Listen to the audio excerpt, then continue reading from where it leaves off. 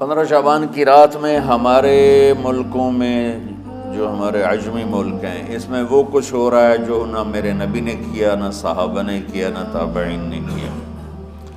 عجیب و غریب عبادات گھڑ لی ہیں، عجیب و غریب اس کے اعمال بنا لیے ہیں اپنی طرف سے، اور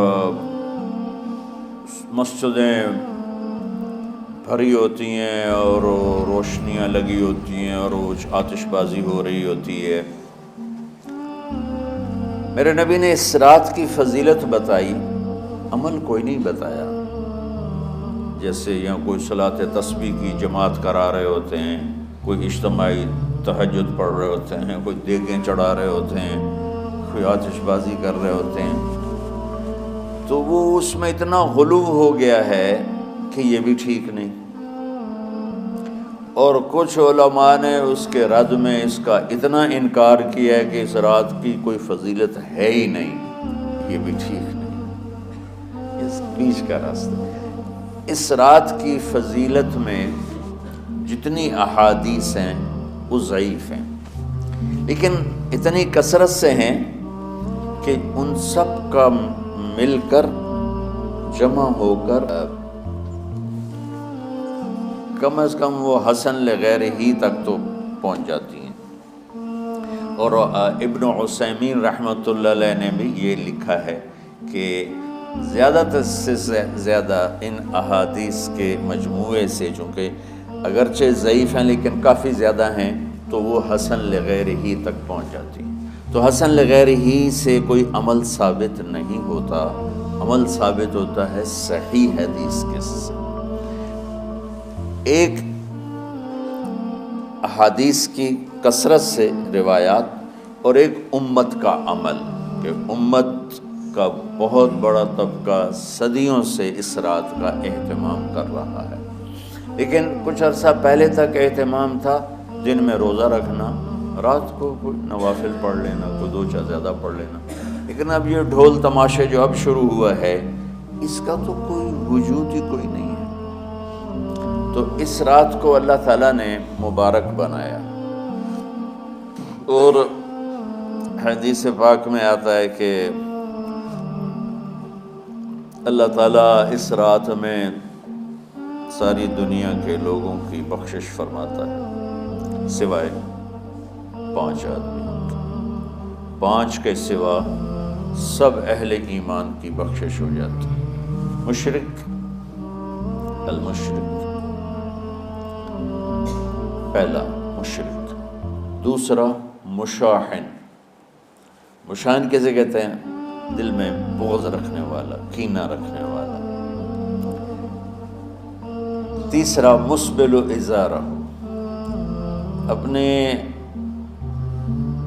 پاجامے شلوار چادر کو ٹخنوں سے نیچے تک لے جانے والا، لیکن ایک شرط کے ساتھ کہ وہ تکبر کی وجہ سے، سستی کی وجہ سے ہے، غفلت کی وجہ سے ہے۔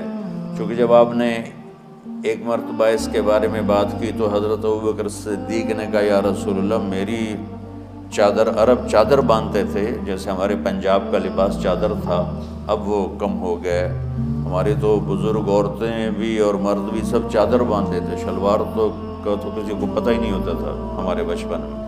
یہ تو پھر آہستہ آہستہ جب تعلیم آئی تو شلوار دیہاتوں میں بھی اور شہروں میں عام ہو گئی۔ تو اگر وہ اس لیے لٹکا رہا ہے کہ طبیعت میں تکبر ہے، پھر اس وعید کا وہ حقدار ہے۔ اگر ویسے اس کی نیچے جا رہی ہے تو میرا مالک ایسا، وہ تو ہے ہی رحیم و کریم، ہے ہی رحیم و کریم، ہے ہی رحیم و کریم، صرف شلوار نیچے لٹکانے سے وہ اتنی شدید سزا دے، اگر اس کے پیچھے تکبر ہے پھر ہے، یہ تکبر نہیں ہے تو انشاءاللہ وہ اس سے محفوظ ہو۔ تو اپنی چادر کو لٹکانے والا، لیکن بشرط تکبر۔ کتنے ہو گئے؟ عاق لوالدیہ، ماں باپ کا نافرمان، نافرمان ایسا کہ دکھ دینے والا. چھوٹی موٹی اونچ نیچ تو ہر بچے سے ہو جاتی ہے، نہیں جن نے والدین کو ٹکڑے ٹکڑے کر دیا ہو اور ان کو دکھ دے دے دے دے کے ان کا سینہ چیر دیا ہو. چونکہ آپ کہتے ہیں پرزے پرزے کرنا کسی چیز کو، تو اپنے دکھ دے کر اپنی بدتمیزی کے ساتھ اس نے ماں باپ کا دل زخمی کر دیا ہو، ایک یہ نہیں معاف ہوتا.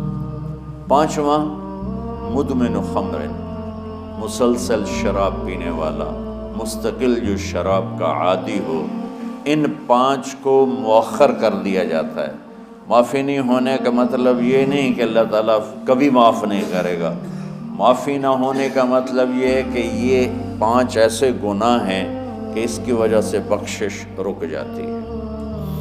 اگر وہ شرک سے نکل آئے، وہ کینہ سے نکل آئے، وہ تکبر سے نکل آئے، وہ والدین کی نافرمانی سے نکل آئے، شراب چھوڑ دے، تو ان کی بھی بخشش ہو جاتی. جب کوئی توبہ کرے گا فوراً بخشش ہو جائے گی. نہ 15 شعبان کی ضرورت ہے، نہ لیلۃ القدر کی ضرورت ہے، نہ بیت اللہ جانے کے ساتھ توبہ کی شرط ہے. جہاں بھی وہ بیٹھ کے توبہ کرے گا، جس لمحے میں کرے گا، اسی وقت اس کی توبہ قبول ہوگی اور اللہ اس کے پچھلے سارے گناہوں کو معاف فرما دے گا.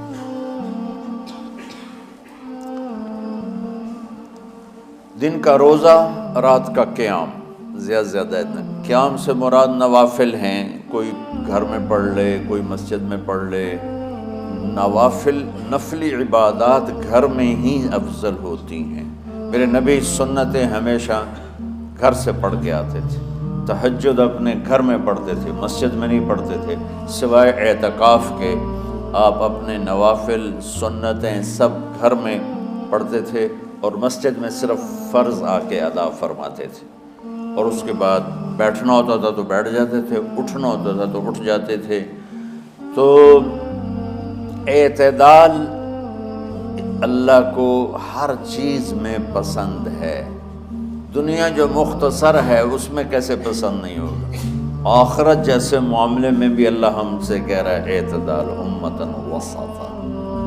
ایسے عیسائیوں کی طرح ترک دنیا بھی نہ کرو، یہودیوں کی طرح دنیا کے پیچھے نہ پڑ جاؤ.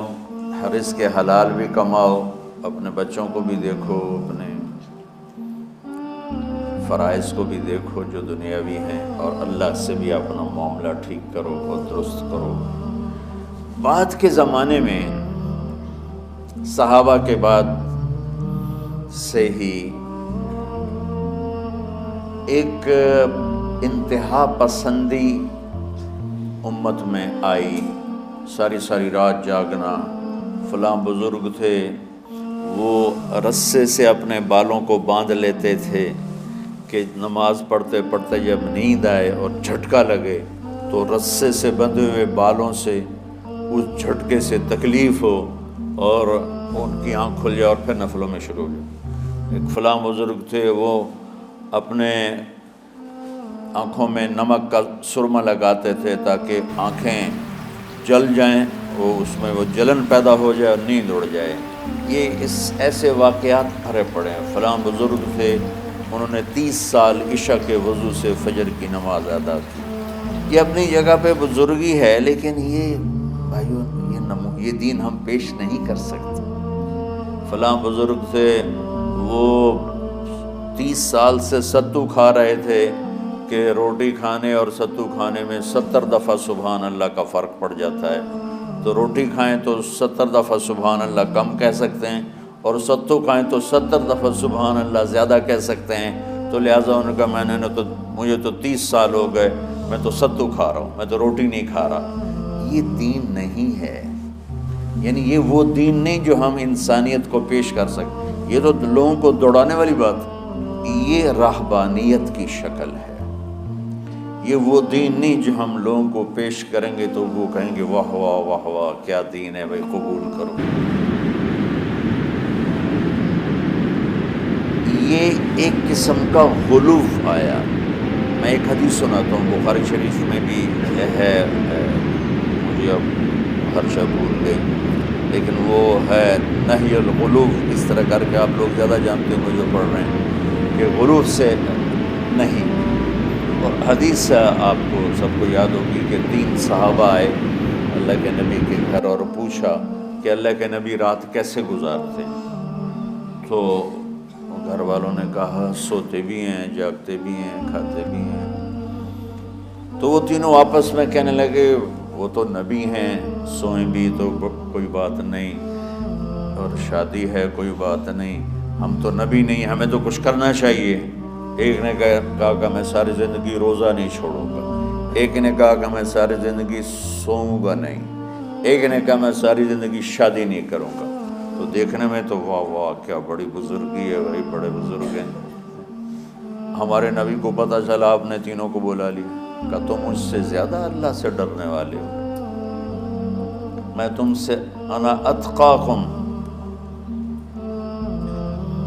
یا اخشاکم، الفاظ آپ لوگوں کو زیادہ یاد ہوں گے لیکن مفہوم میں صحیح پیش کر رہا ہوں۔ آپ نے کہا میں تم سے زیادہ اللہ کو جانتا ہوں، تم سے زیادہ اللہ سے ڈرتا ہوں، میں سوتا بھی ہوں، میں کھاتا بھی ہوں، میں روزے بھی رکھتا ہوں، میں چھوڑ بھی دیتا ہوں، میری بیویاں بھی ہیں، میں اپنی بیویوں کے پاس بھی جاتا ہوں۔ تم دین میں غلو سے بچو، پہلے امتوں کو ہلاک کر دیا دین میں غلو۔ دنیا میں غلو یعنی انتہا پسندی، ایکسٹریمسٹ ہونا، دنیا ہو یا دین ہو، دونوں میں اعتدال بچو۔ اللہ